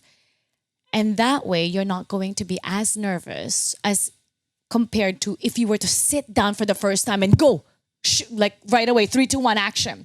No, you go in there first and you take in everything, you internalize everything. Because familiarize yourself is a very powerful thing, familiarizing yourself. Anything that you're not familiar with, your brain sees as a threat. And your brain actually tries to protect you by putting in your head everything that could go wrong. Some people, they visualize things that could go wrong, right? Because they're not familiar with it. And that's how they started getting nervous. Oh, what if I screw up? What if I don't say my line? What if I stumble? What if I fall? What if I trip? right? So now your brain, because it's not familiar, it's the amygdala in your brain, this pea-sized organ in your brain at the back of your head. It's trying to protect you. Because it's trying to protect you, it's stopping you from doing the unfamiliar, but you're gonna be there. So what you do is you become familiar with it. That's why after you do it the first time, you're better the second time. And if you do it the second time, you're better the third time. And then next thing you know, you're an expert at it. So you just need that first time, that second time. By that time, you're very familiar. It's no longer a threat. It's not so bad anymore. You're not vomiting from nervousness anymore. You're used to it. That's why rehearsals are really, really important. So that goes with life also. Like, for example, people in bad relationships, for instance, or bad friends, they're always in a toxic environment, right? Then they meet a nice person, nice girl, nice guy. How come they don't want the nice person and they keep going to the bad one, the problematic one? Because they're used to dealing with problems. They're used to dealing with toxic. That when a nice person comes along, they don't know how to deal with it. They don't know how to deal with it to a point that the brain goes, wait. We don't know that scenario. So then you're going to self-sabotage. You're going to find things that's wrong with that person so you can go back to what you're familiar with. And people keep going back to toxic environments because they know how to handle that. It's not a threat in their brain. What's a threat is it's unfamiliar. Even though it's good for you, some people don't know what's good for them. They go back to what they're used to. They go back to what they know how to deal with, even though it's really not a good environment. It's the same thing. So rewire. It's basically like rewiring your brain. That's why, when you pump yourself up, you're rewiring your brain. How did you actually learn all this? Did somebody teach you? Did you learn it in an academy somewhere? Did somebody teach me? No. Well, lately I've been listening to a lot of podcasts. If I can go back to school, I want to be a neuroscientist and study the brain. Because some people think that if you are the way you are right now, you can never change. No, you could rewire your brain. One of the things the journey that I've been going through for the past year and a half is studying myself. So studying my habits, studying my patterns so I don't get in the way of myself. So what's something that's not working for me, I want to let go. And what's something that's working for me, I want to cultivate. So for example, what's something like negative self-talk, for example? No, I want to get rid of that. So I want to study the pattern. So that way, I think studying your pattern is really important to make sure that you put yourself on the path that you want to be so you can get the life that you want. If you keep doing the same things that you're doing now, you're going to have the same life. The only way for you to have a different life is if you do something different from what you're currently doing. And that's the only way to open a new door. That's probably a little deep. Oh, yeah. That probably makes sense. If you keep doing the same thing, you'll have the same results. For you to have a different result, then you need to do something different. So what is that something different that you need to do? What is something that you've always been doing that's getting in the way of you? So you need to be able to identify that. And for you to identify that, you have to be self-aware. You have to study your pattern. And once you know your pattern, once you know your behavior, once you know the way you think, being conscious of your unconscious thoughts, then that's when the change starts to happen.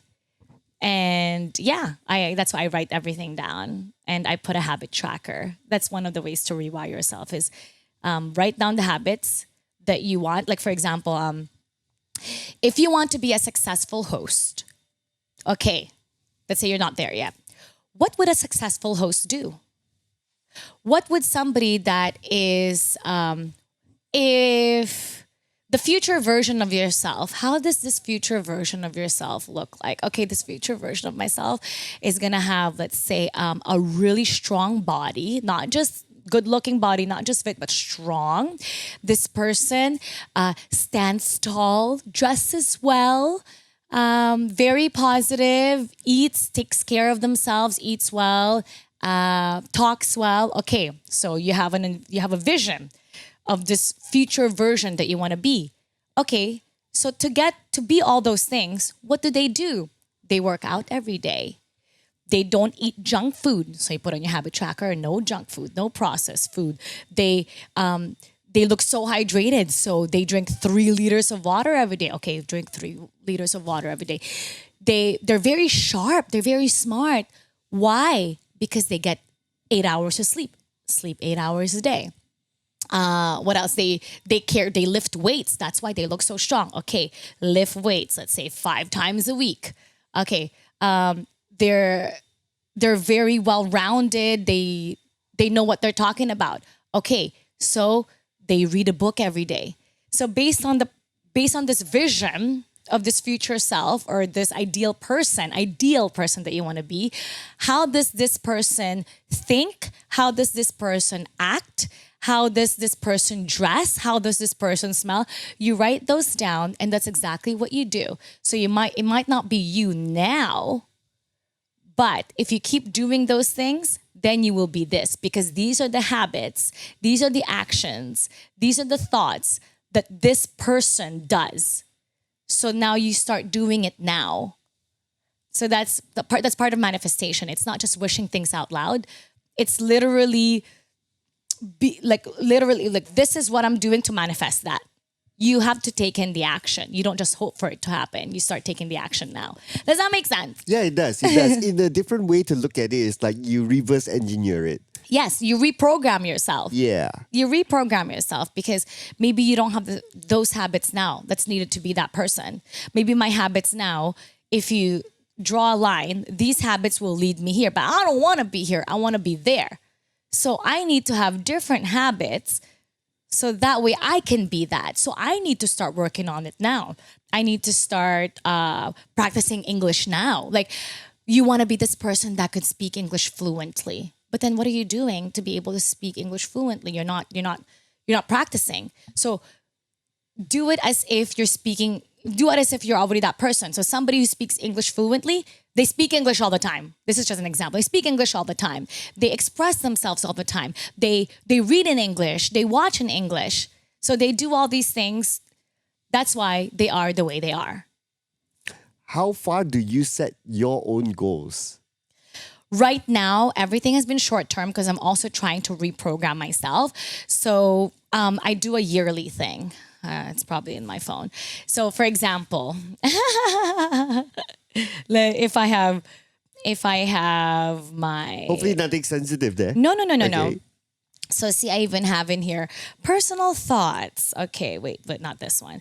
It's personal habits. I have a folder, and I write in here, I do my diary, and I have in here personal thoughts. So for example, this one for 2025, just as an example, I write down everything. So people usually make a plan for their business, right? Okay, so this is my quarterly goal. This is my daily goal, weekly goal.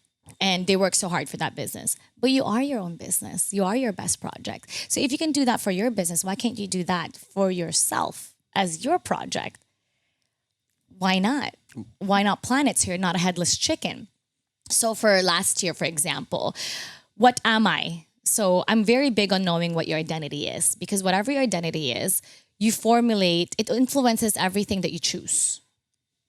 So if you identify, for example, as somebody that's lazy, like, oh, I'm too lazy for that, then it gives you an excuse why you won't go for things. Because I'm a lazy person. I don't want to go there. I don't want to go out with you guys. I'm lazy, because that's what you describe yourself to be, right? But if you, let's say you describe yourself as somebody that I am professional, I'm always on time. If you give yourself the identity of somebody that's always on time, even if you're really tired, you'll wake up at 5 a.m. because your identity is, I'm always on time. I am never late. So you will stick to that identity no matter what. Even if you have 5 minutes of sleep, you will stick to that identity because that's what you know yourself to be. So that's why I always say, be careful of how you describe yourself, because you're going to start believing it. So if somebody, for example, says like, I'm not that smart, or I'm not good enough, for example, then you're always going to be thinking that you're not good enough. You're going to keep comparing yourself to others. And you're going to say that I didn't get this opportunity because I'm not good enough. It actually starts becoming as an excuse why you don't get things. So I always like you pay attention to how people talk and you pay attention to how you talk. So I'm big on what identity did you give yourself. So for 2025, I put I am a learner. Something simple. I'm a learner. Because I'm a learner, now I listen to podcasts. I'm going to learn a new language. And when you say something to me, let's say you're an expert on something, I'm going to start talking to you because I want to learn what made you, how you become an expert in this, or I want to learn more about this field. I'm curious because now that I put I'm a learner, I'm curious about everything. And I'm always Googling something. When was this thing made? How was this made? And then one of my identity was, I am so good.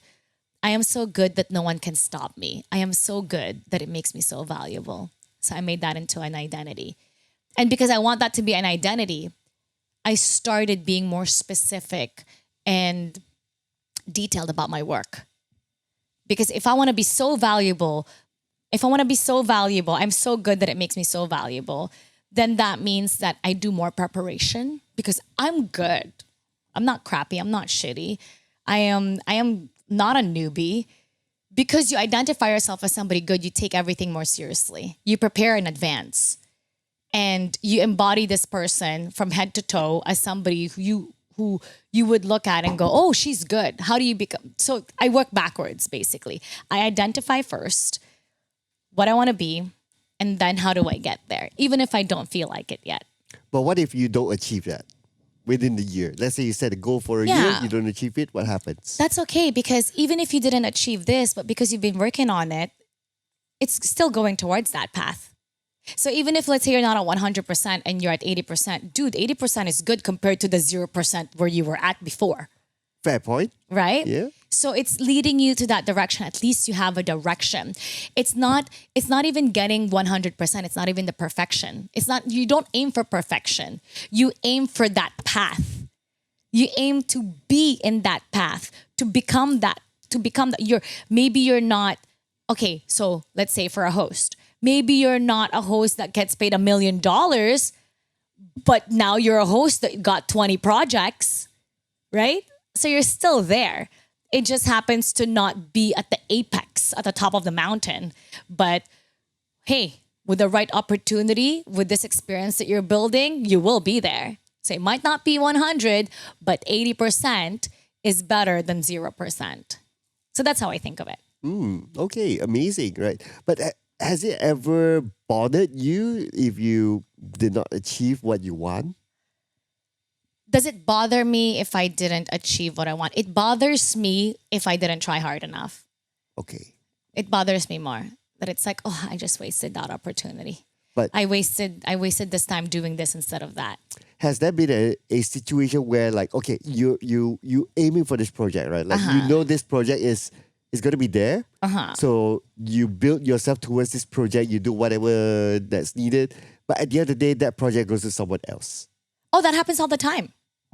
And That happens all the time. Even if, let's say, I think I'm better than that person and that person gets it, then I have to identify why did they get it and I didn't. So that actually happens, for instance, in this field, hosting. Because I didn't work on my social media, sometimes they would compare different hosts, right? For a corporate event, for instance. And somebody with 1 million followers would get the gig and I don't get the gig. But no offense, I see the way they host, for instance, and they're not that good because they don't have as much experience. And let's say I know to myself I'm better than them. But I also have to admit that, hold on, with what's happening now, why did that person get it and I didn't? Because that person has 1 million followers. Okay, so if that's the battle right now, if that's the game that I need to play, if that's the requirement at the moment, then that means I need to work on my social media and increase my community.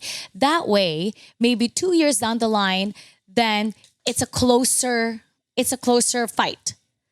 So that means if the client likes them because they're more influential, I'm lacking influence. So I need to work on my influence. So I need to start working on it now. So I won't be in this situation forever.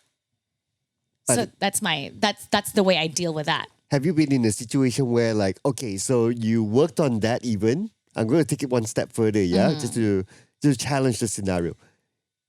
You've done that even. You still don't land the project that you want. But I'm for sure landing a whole bunch of other stuff. Because I'm not the same person as I was. Let's say this happened a year ago. I'm not the same person I was a year ago.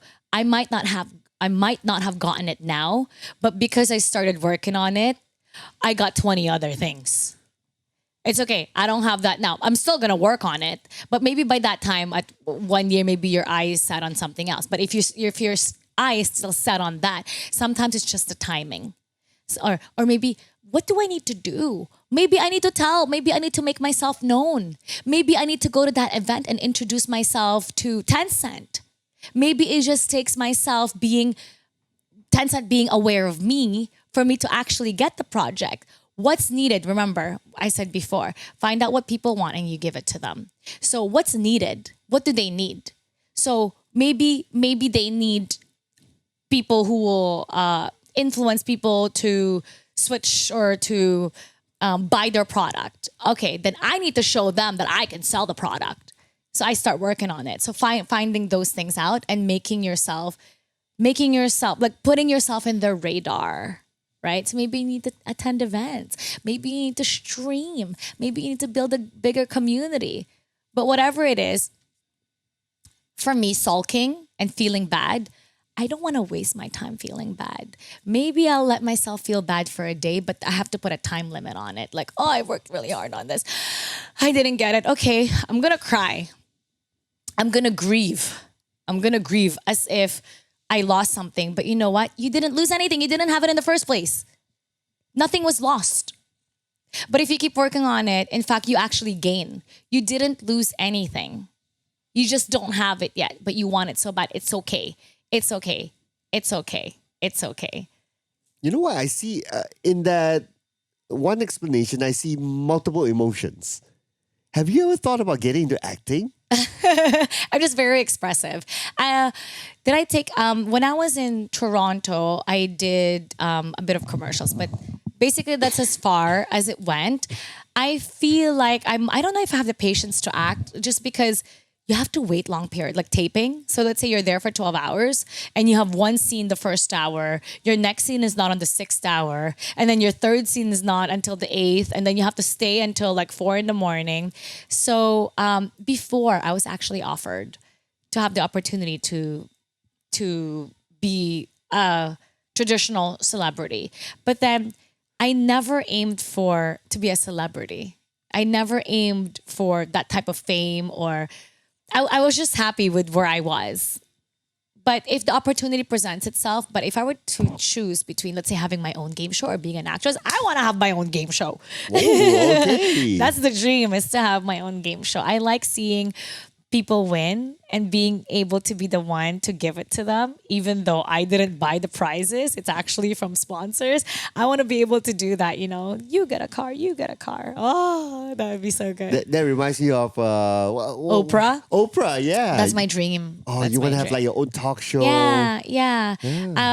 I've talked about this before, about how my dream is to be so credible and so influential that I get to have a show that whatever my friends are doing, like for instance, for you, and I really believe in you, if I get you on my show, then people will notice you and you will get more projects.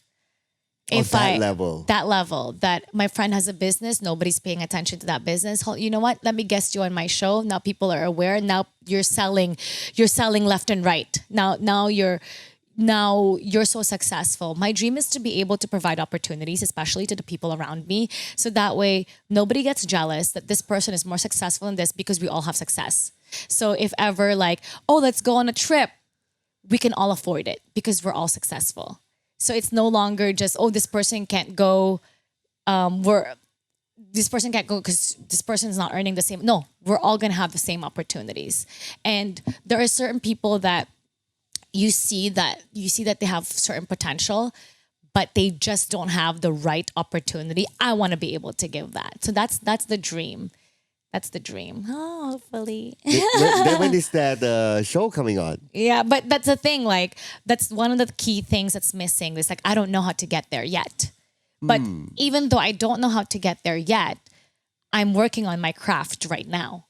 So if the opportunity presents itself, I already have the experience and I've already been working on whatever it is that I need to work on. So hopefully, when I get there, I'm not starting from zero. Maybe I'm starting from 50. Maybe I'm starting from 80. Maybe I'm starting from 40, but it's not zero. What's your biggest blocker in having that show?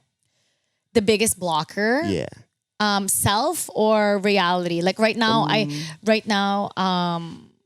like if I had a producer, if there was a sponsor, then we can do it right now. Right. Okay. But maybe my weakness is presenting. Like maybe my You think so? well, presenting in a sense that now I have to make a deck, and then okay. right, yeah, Right. yeah. Maybe that's because I don't know how. I don't know how yet. Maybe it just is a matter of meeting the right people. I don't know. Do you like have a manager? No, I don't have a manager. Oh, okay. But I did have an agent. I do have an agent, and so a manager is somebody who will take care of you, look for projects for you, and present to you, right? And they'll manage everything. They'll take care of everything, your image, and find you projects. An agent is somebody like right now. Let's say if a company reaches out to me, then there's a contract because I don't like talking about money, and I don't like maybe that's a hinder also. I don't want to be the one finalizing the deal and the details. So I pass it on to somebody to make sure that the contract is good. So I have that, and it's called an agent. Or like somebody passes me a project and then, okay, you want to be the agent for this? Okay, then they'll agent for that and they get a cut. But in terms of management, I don't have a manager. So it's basically like the companies go to my email me or my page and message me. So far that's how it's been. And I'm thankful that it's been enough that I don't go hungry. Like the opportunity presents itself. So I'm glad with that. Why have you not considered getting a manager instead? Because I don't know where. Oh. I had a management before. I was tied up for 1 year and they didn't give me anything. So in fact, all the companies that reached out to me, I had to give to them because I was under contract. But they didn't give me a single one. And they took a cut of everything. Yeah, like 30%. And it was big for something that they didn't do nothing. I didn't even have a PA, a personal assistant. So I would go to events by myself and I would be lost. So because that happened, I was kind of scared. Yeah. I was scared that to get locked in and to not have them take care of me. I would imagine like somebody as your status would have like, oh, I would have a PA you would have a PA of your own. I hire my own. Oh, so now you do. I hire a personal assistant. All right. For my own. So it's not provided by a management. Okay, so it's not the same person as your social media manager, right? It's two different people. They're two, like this one, the social media manager that I have is just for social media that I bring here and then helps me out here. Right. And that comes out of my own pocket. And because I made a goal that I really want to create content, more content, and like for this, like we're in Malaysia right now, that came out of I hire her out of my own pocket. Because I wanted to create a lot of content for Asian Games. And I know that what's my weakness? Social media. What's my weakness? I don't have a videographer. I don't have the angle. I'm too busy. I can't put a camera there. Okay, so acknowledging my weakness, what do I need to do? Hire an expert. So then they can help you out with that. I need to do that. I need to acknowledge that I need that. And I need to invest on that to make sure that I get the output that I want to give. Then the personal assistant?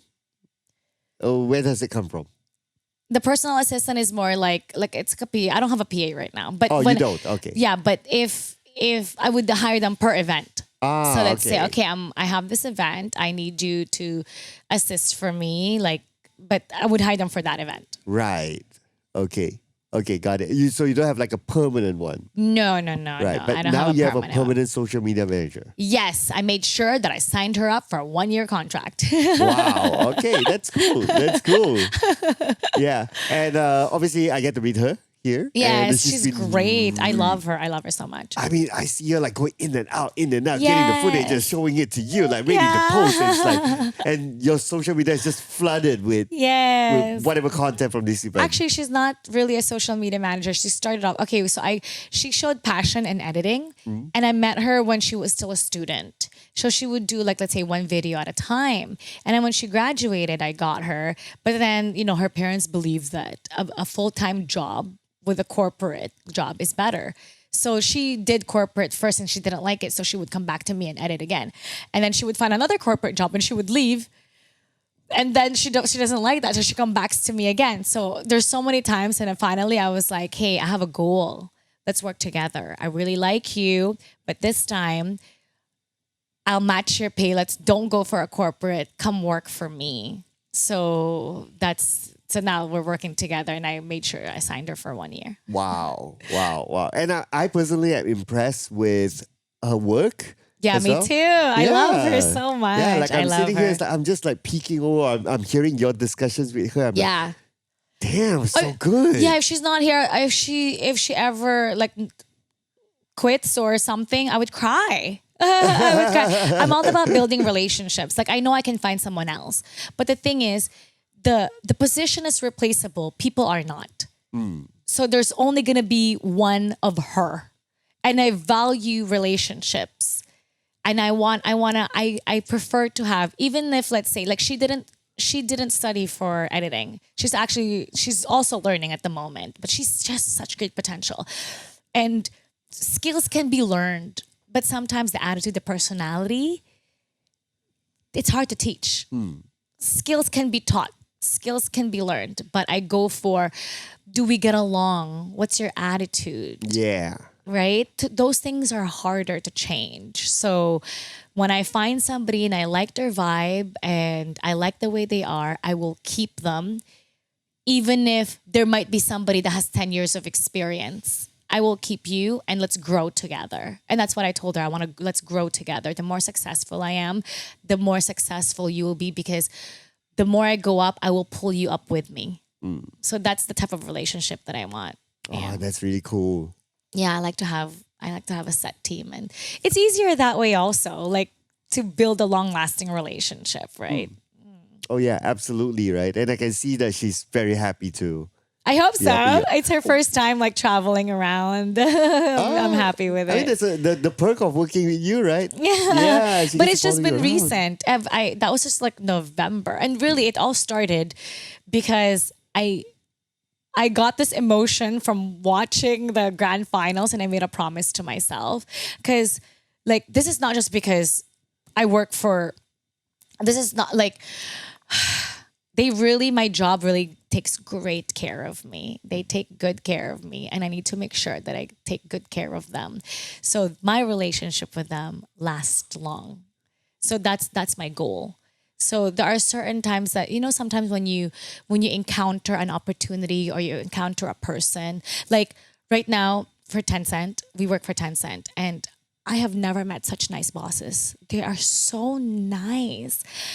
Oh my gosh, we have bosses like, not to name names, okay. We have bosses that like, even a simple thing, like one of our boss gave me a clip and said, I got this for you. And it's a clip, and it's such a cute clip. And even though it's a clip, it's like, oh my God, you thought of me? That's so nice. Like got me like the ampao, for the New Year's. Yeah. Got me an envelope, and like, you thought of me, you considered me, you gave it like all the way here. To me, it's like, it shows to me that you value me, and because you value me, I'm gonna value you. And have this thing that if you take care of me, I'm gonna return it tenfold. So even though at that time I was spending out of my own money for content, I felt like it was so worth it. It was so worth it. I'm gonna do everything I can to make sure that I can give you what you want, because you've been giving me what I want, and I'm thankful. Sometimes that's all you need to do, is that if you're thankful, then you give them something that you know is valuable to them. So it's both ways.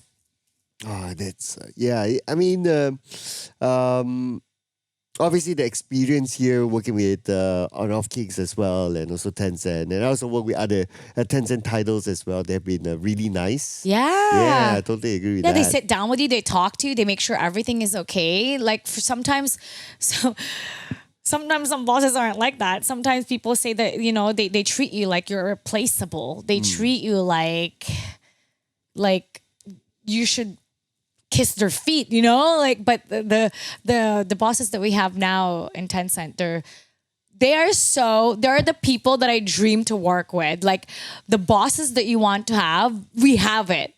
So yeah, sometimes you just really need to make sure that when you found something that you like, you keep it. Right. Work to keep it, because relationship is always work. Even your partner, boyfriend, sister, you always have to work on it. You always work for it. It shouldn't be treated as a guaranteed thing. It shouldn't be taken for granted. You have to make sure that you actually contribute to their life. Yeah, there's always a form of effort and commitment to everything, right? Yeah. But so now that you've achieved a lot here, like currently, what's next for Mara then? Ooh, what's next? Yeah. Well, I'm gonna keep on working. Like right now, I'm learning Mandarin. I'm taking lessons. What's next for me? I want to be able to be one of the most influential women in Asia, and I want to be able to eventually get projects in Asia and be able to go to Canada and also get projects there, because I used to live in Canada. So that way I could see my family also. Right now I'm focusing on my health. Like I noticed that as I was starting to work out more. So now it's all about, I'm looking inward. I'm starting to meditate again, taking care of myself, looking into peptides. I take supplements. I want to take care of myself so that way when you take care of yourself, you can do so many more things.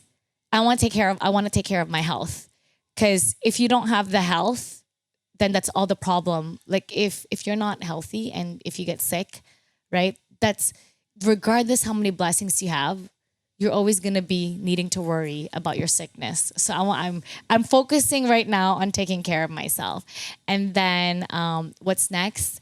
I'm gonna continue to work on my career. You mentioned something interesting that you want to be the most influential woman in Asia. I want to right? be one of. Yeah. Yeah. So how do you plan to do that? Well, right now, first, how do you get influence? You need to build credibility. So thankfully, like I have this platform in esports to be able to build credibility in esports. But I also want to show that I'm not just esports. I can also do lifestyle. I can also represent your brand. And how can I show that I'm representing brand efficiently? Also social media, because that's the platform right now that everybody looks into, which aligns with everything that we're doing right now. Even though, let's say my focus is, let's say, to put content out there for Honor of Kings, it's also helping show other brands that I can do that. So it goes both ways. It's building my credibility and my portfolio in that sense. So I want to have fun. I also want to do more travel. Like right now I'm into wellness. I also want to be able to like be sent to certain places and enjoy. I want to have that life. And then my job is like to promote like this place, this vacation place. I'm having fun at the same time I'm contributing to a certain brand. I want to be able to do that. And one of my goals right now is to be able to be successful enough that I could retire my parents. I want to give them a comfortable life that they don't need to work, and I can spoil them and give them the things that weren't given to them when they were young. And I want to be able, I always have this thing, what kind of blank do you want to be? What kind of caster do you want to be? Right now there's this thing, what kind of sister do I want to be? What kind of daughter do I want to be? So that's why I'm starting to visit home more often. I want to be a good daughter. I want to be a supportive sister. So for those things to happen, I also need to make sure that I'm taking care of myself and taking care of my career so that way I can provide. So that's one of my things, be able to take care of my family, because I was away for years because they're in Canada, I'm in the Philippines, and I've been living in the Philippines for 15 years. And when I do go on vacation, I go like once every 8 years, 6 years. That's how it was, 2 years. And I would stay for 1 month at a time. And I'm thinking like time is passing by. My parents are getting older. My siblings are getting older. I want to make up for the time lost. So I want to be able to, be successful enough that I could take 1 month, 2 month break. And in that time, I can spoil them because I want to be a good sister. I want to be a good daughter. So that's I guess what's next is I've been working that, yes, I still want to work because they provide it opens up opportunities to be able to provide certain things for myself. But I'm more family focused now. So I want to create more memories with my family because I think that I missed. Oh my God, I'm getting emotional. I feel like I've missed out on that. Like my brothers, I left, they were teenagers. And I feel like I wish I was able to guide them.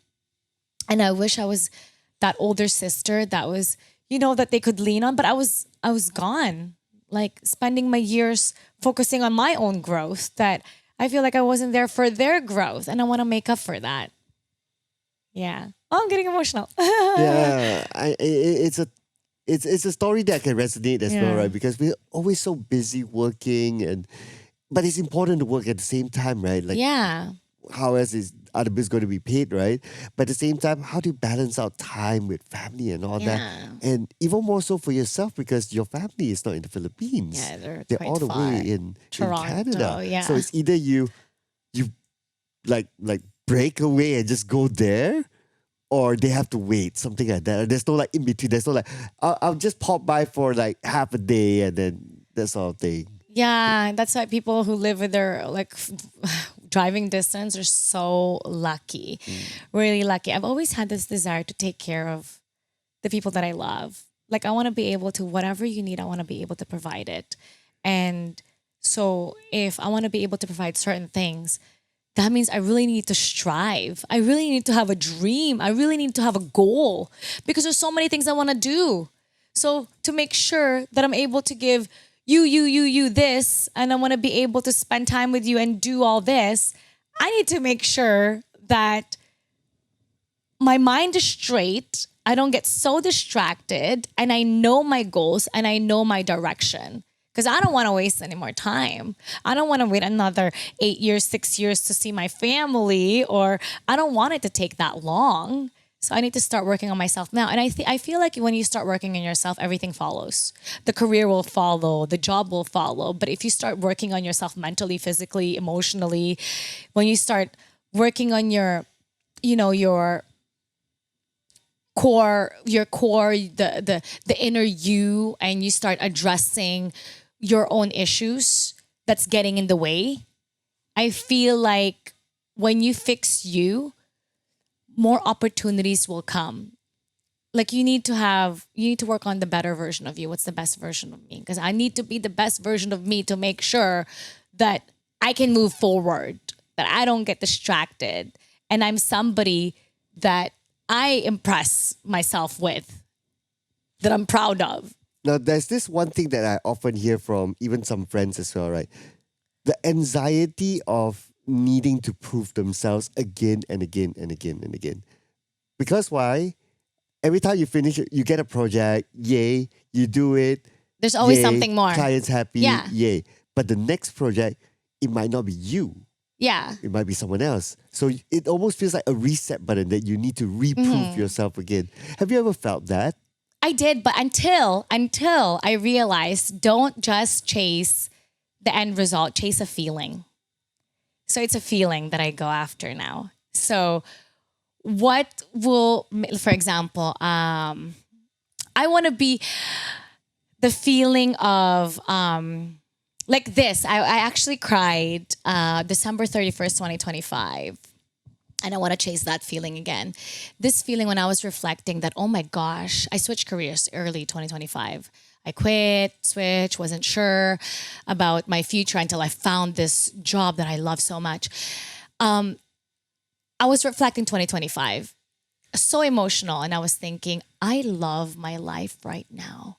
I am so in love with my life. I went on 5, 6 vacations. I got to see my family. I wake up every day smiling. I started working out. I started feeling good. I feel so good and I feel so lucky that I couldn't believe that I've had the best year because there's so many changes. It wasn't just the job, it was so many other things. The job was like a bonus also, a big bonus. And now I'm chasing that feeling. That feeling that I had on December 31st, 11:55 p.m. right before New Year, when I was journaling about reflecting about how my 2025 was, I'm chasing that feeling. And for me to have that feeling, then I need to start performing well. Like now I go for the feeling instead of I need to get A, B, C. So feeling first, and what would it take for me to get that feeling? And that's also when I meditate. Instead of thinking I want A, B, C, now when I meditate, I go, I'm happy, I'm happy. I try to get the feeling of being happy, and then thoughts of what would make me happy comes. So feeling first, feeling the emotion before it happens.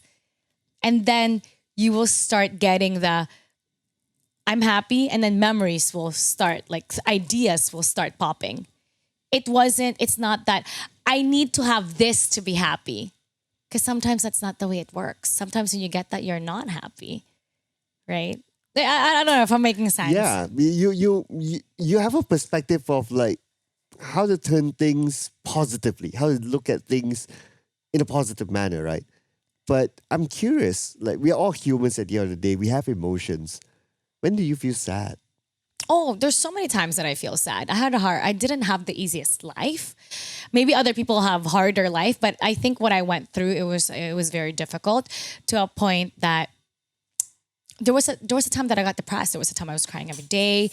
There was a time that, oh my gosh, like I was in such a bad situation, picking maybe the wrong partner or whatever. And I find that if I don't recover quick, something bad happens. I don't recover quick. Or I keep recalling bad memories. I'm just punishing myself for doing that. Because 100% of the time, when you're recalling a bad experience and you're telling yourself, oh, I'm like this because this person did this to me. I'm like this because this person abused me. This person cheated on me. This person did that. This person did that. Therefore, I don't want a new relationship and I don't want to be there and da da da. So when you keep telling yourself that, and you keep recalling the bad things that's ever happened to you when you were 15 years old, 8 years old, 20 years old, technically those things, they're gone, right? They're gone. We don't even have the same cells anymore in our body. Our cells have changed. We've replaced them. Every time you put yourself in that moment in the past, and every time you recall a memory, a traumatic memory or a bad memory, your body releases the same chemicals as if you were in that moment. Your body releases the same stress hormones, everything, the nervousness, the anger, because of a memory. And I don't want to keep telling myself that my past is my present because it's no longer my present. Some people believe in their past so much that they don't believe in their future. And I'm sick and tired of having to tell the same story to myself about the past, why certain things didn't work out, that I don't want to say the same story anymore. When is the story going to end? I want that to end. I don't want to carry it with me anymore. So when certain things make me sad, I have to stop myself and be like, wait, why? You've already made me sad for 5 years. You've already made me cry, let's say, for 30 days straight. Why am I going to do that to myself to bring that as if I'm in that moment again? When you recall a memory, you're going to feel bad again. But I've already been punished. Why would I punish myself? So I have to catch my unconscious thoughts because I need to help myself. I need to help myself get better. I need to help myself not get stuck. You don't serve me.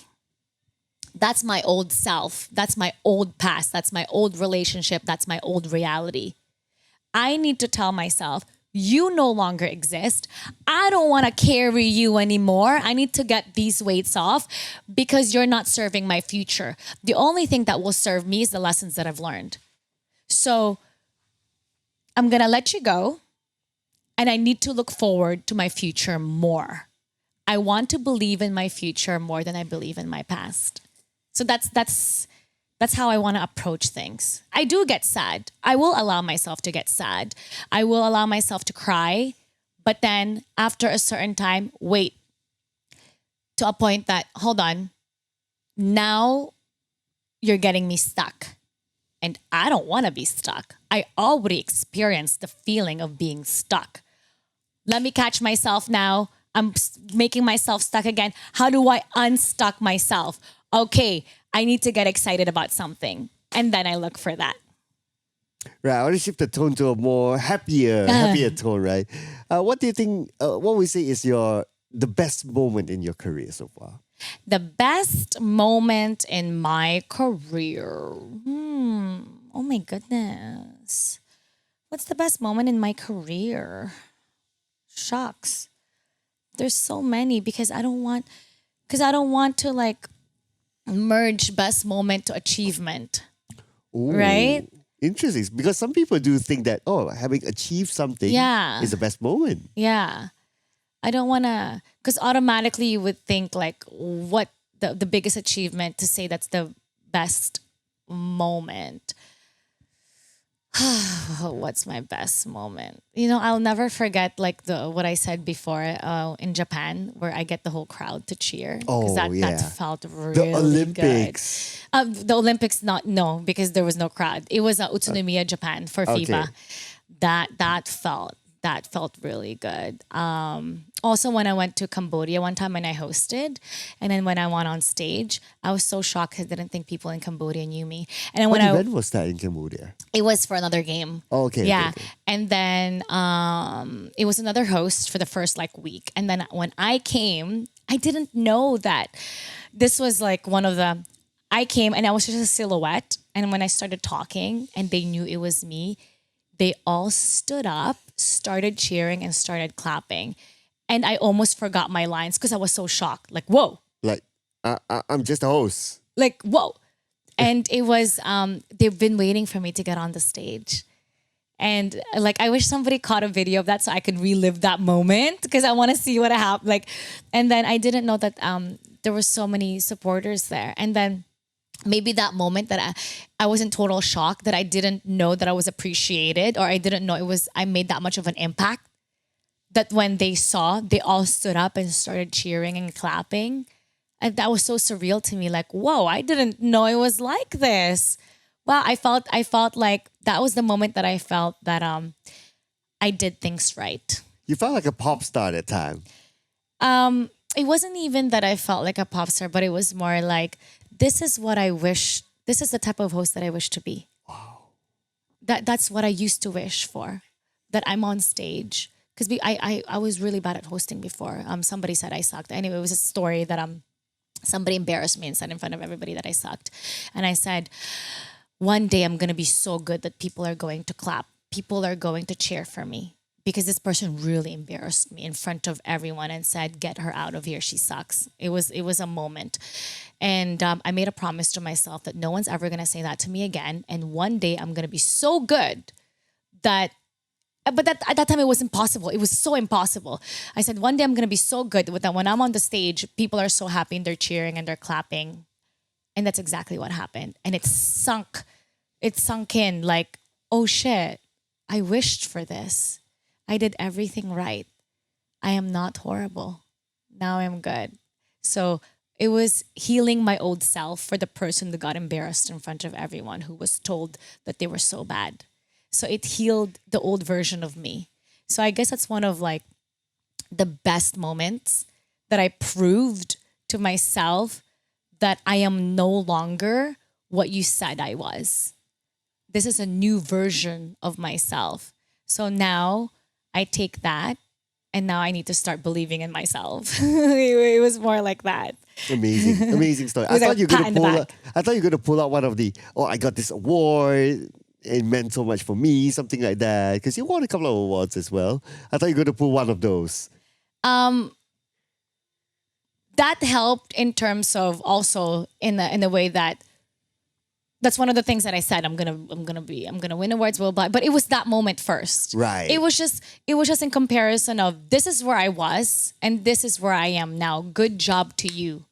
You took care of yourself. You are healing your inner child. Right? Yeah. I think that based on the story that you tell, that means a lot more than the award. I mean, the award is great, of course, no doubt, right? But that moment means a lot more. It's proving to yourself how far you've come. Yeah. The award is an example, right? It was more proof and example, but it was more the feeling that I could breathe now. Like it was, and sometimes you forget, oh yeah, I made that goal. I made that promise. And I delivered that promise to myself, pat in the back. Good for you. I'm so happy to hear this story. Yeah. Anyway, we are towards the end of our podcast right now. And I'm pretty sure there are a lot of people out there admires you. They see you as a role model. Just like how we all have our own role models as well, I'm sure. And one day, they might think to themselves that, oh, I want to be like Mara. I want to have this amazing story. I want to be on stage and the whole crowd cheers for me, just like how Mara did. What advice would you give to that one person who has that dream to be like you? Write it down. Write it down. Identify what it is that you want and write down the steps to get there. So you don't end up like a headless chicken with no aim and taking opportunities that you don't even want. Write down the goal. Write down the steps. That's your North Star. And keep working on yourself. You keep working on it. Doesn't matter how long it takes, you keep working on it. And I would say journal. So you could be more aware of your inner thoughts and you learn how to talk to yourself properly and you learn to trust your own voice. Journal everything, learn yourself, study your habits, study your patterns, write down what you want, and write the steps and do the work. You need to do the work. Don't expect everything to be handed to you. And regardless how big you become, you're not that big. Always introduce yourself. Always remember where you came from. And don't think that you're better than everyone else. So doesn't matter how successful you are. There's always somebody who don't know your name. And it's not always about the number of followers that you have. Because we meet a lot of people. I've had people who introduce themselves to me. Hi, I'm this. I have 5 million followers on Facebook. And automatically it's like, why did you make that your identity? Your success is not your identity. The numbers are not your identity. If you were to take that out, are you going to be lost? You have to make more of yourself. Yes, the social media right now is the game. Yes, it helps, but that should not define you. That is a bonus. That is something that you do to help your career and to make your path easier, but that should never be the ultimate goal. Just keep collecting skills and never forget what you want. Have the North Star all the time. I said so many things, but basically, yeah, if to tell my younger self what to do, that's what I would tell my younger self. So that's what I would tell somebody who wants to achieve, who wants to go forward. I resonate with a lot of points that you mentioned earlier on. And there's this one point that I think a lot of people forget, which is the power of writing. Yeah. Yes. Everything is digital nowadays, right? But yeah, okay, digital writing is still writing. But the whole point is that I start to feel that people forget how to write nowadays, right? Maybe because people are more consuming rather than they write, they express themselves somewhere. And I personally do journal as well. Yeah. And it helps me to reflect whenever I have conversations with my mentor, or friends, or even people like you that inspire me as well. And I'm very happy to get to meet you again in this event here today. We actually met a couple of years ago in a Snapdragon event. Yeah. And we get to meet again today. And the moment I heard that, oh, Mara's going to be hosting for this show, I'm going to be part of this show together with her, I get really excited. Ah. Yeah, I was really happy to share the show together with you. You know, I was actually surprised when I started getting to know you also because during that time, like years ago, we didn't really get to talk, and now we got to sit down and we got to talk. And I found out that you're a university educator, you're an author, you're an animal active, like you take care of animals. Like I was really impressed. Like you've built the work. And when I found out those things, remember we were like, can I work on your bio? And I wanted to like do the Instagram. Like I feel that you're one of the people that like my vision for you is to be successful, so successful that you're always the first choice when it comes to projects because you've put in the work and you're very credible. There are a lot of talented people out there, but then the work that you've put outside of esports says a lot about you. You being a university educator, that means that you're a great leader. You're very credible. You care about people. You're an author. That means that you think very well. Like if I were a client, I would hire you because I feel like you can contribute to my team with your leadership skills. You're not difficult to work with and you know how to work with a team. So I would feel more comfortable having you in my team because of the skills that you've built, not just in esports, because sometimes it's not just in that industry. Like what you do outside also says a lot about you, right? The fact that, you care for animals, that means you have a good heart. You have this natural way of wanting to take care, right? Of people who can't help, of beings that can't take care of themselves. You want to be able to provide. So even that, when I found out about it, like, oh my gosh, like I also, like I made this thing that, I want you to be successful. That's why sometimes like the other day, when your shirt was wrinkled, I was like, can we steam it? Because I don't want them to be distracted. And I see you in a different way. And I want the presentation to also be good. So they actually see the best version of you because you have so much to offer. You have so much to offer that I hope that you get all the projects that you want. And you're always going to be the first choice when they think of, okay, this project, you know what, let's get Sir Cloud. We've had a great time working with him. He's been very reputable. He represents as well. So I wish for your success as well. Lynn said amen to that. I heard that. Because obviously we link together, right? Yeah. But thank you. Those are very kind words. And the last time we met, because you were doing site reporting. Yes. So we were very separated. Yeah. We saw each other in the dressing room. Mm-hmm. You were doing makeup, you were rehearsing your lines, and that's pretty much about it. And we went out for one dinner together in a big group. Yes, outside. Yes. Yeah. When we had we were sitting on a bench it was a long table. Yeah. With everybody. Now I remember. Yes. I remember now. Yeah, so that was that one time. But this is our second encounter. I get to know you more as a person. And you're a lot more interesting than I thought. Maybe it wasn't the right time then, but the second best time is now. I like that. And I learned so much from you. And I'm inspired by you. And thank you as well for giving me pointers on some of on the bio. Yeah. I appreciate that. Thank you. I'm not greedy when it comes to sharing what I know because, those are the things that I wish somebody did for me and they didn't do. So I want to do that for somebody else. Be the person that you want to be. Be the person that you wish they were to you. Yeah. Right? Appreciate that because sometimes when we cannot see ourselves, right? Sometimes we need a third person perspective to help tell us that, it's this and that and so on and so forth. So I appreciate that. Yeah, Thank of course. you so much. Yeah. I'm glad that our lives cross path. Yes. One of the reasons what makes me happy working in esports is to meet people like you. Amazing people. Like we have amazing friends here as well, like in this broadcast together, right? Like with Holler, with Adam, with Sagi. Everybody is amazing friends. So I'm very happy to cross path with everybody. And that's what's keep me going, really. Yeah, it's meeting amazing people like you. Very inspiring. It's so much easier when you enjoy the people that you work with. Yes. Yeah. Yes. And with that, ladies and gentlemen, that is the end of our episode. How of long were we Podcast Tak Berlesen. talking? How long?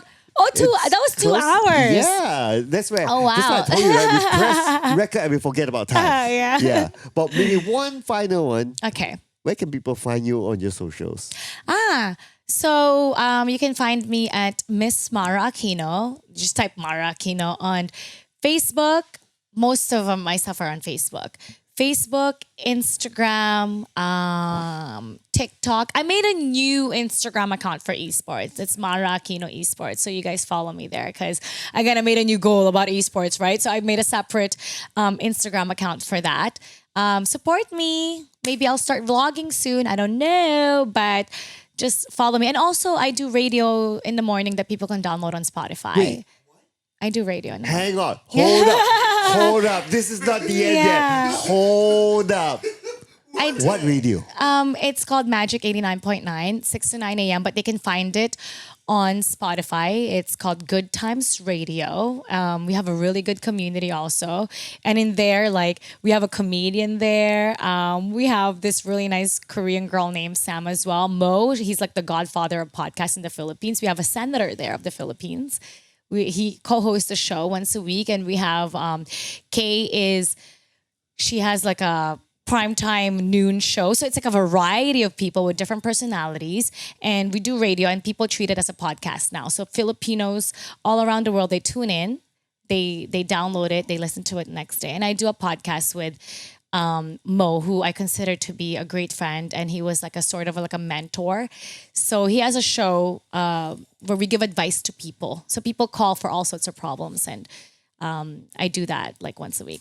Is that like a radio or Radio that's in Spotify that people Right. download as a podcast, and there's a separate podcast that I just co-host, but the show is with this guy named Mo. So Good Times with Mo.